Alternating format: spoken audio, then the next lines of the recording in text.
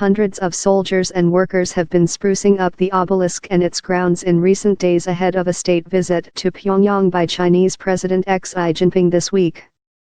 An inscription on it lauds the Chinese People's Volunteer Army, who fought with us on this land and smashed down the common enemy. Their immortal exploits will last forever, it proclaims, as will the friendship forged in blood between the peoples of the People's Republic of China and the Democratic People's Republic of Korea. Nearly 70 years after Mao Zedong sent millions of soldiers to save Kim Il-sung's troops from defeat as General Douglas MacArthur's men marched up the peninsula, China remains the isolated, nuclear-armed North's key diplomatic backer and main provider of trade and aid. Now the Friendship Tower, as the monument is known, attracts growing hordes of Chinese tourists, and the renovations suggest it may also be on Xi's itinerary.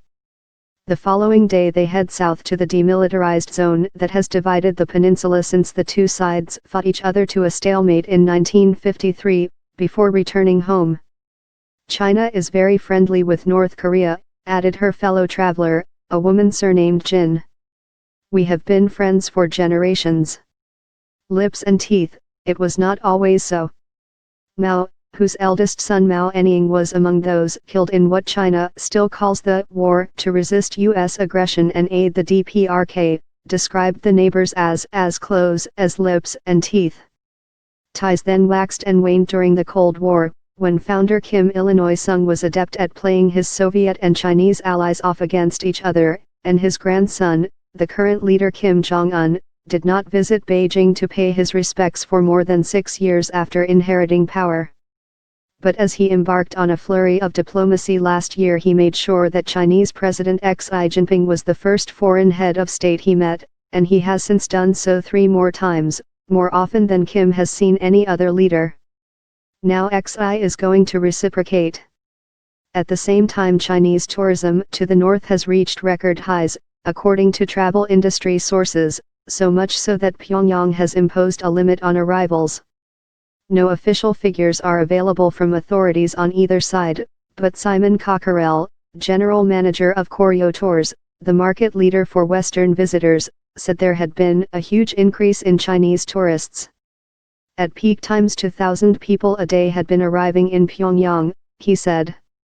That's far too many because there is no infrastructure to accommodate that many tourists, so problems with train tickets, with plane tickets, hotel space. There are issues with just hundreds of people showing up at the same time.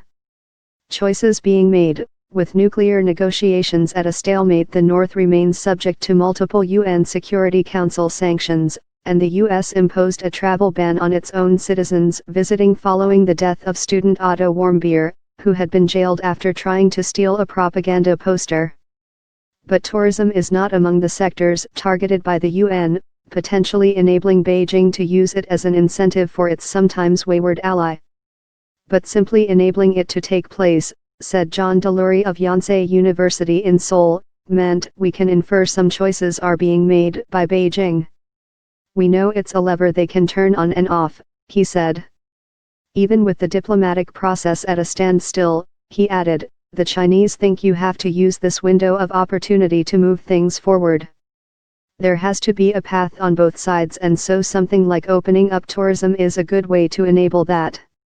At the monument to the 3 charters for reunification on the edge of Pyongyang, where 2 giant stone women form an arch over a road, a secondary school teacher from Shanghai called Peng said, "We are both socialist countries. I feel there are more Chinese coming to visit.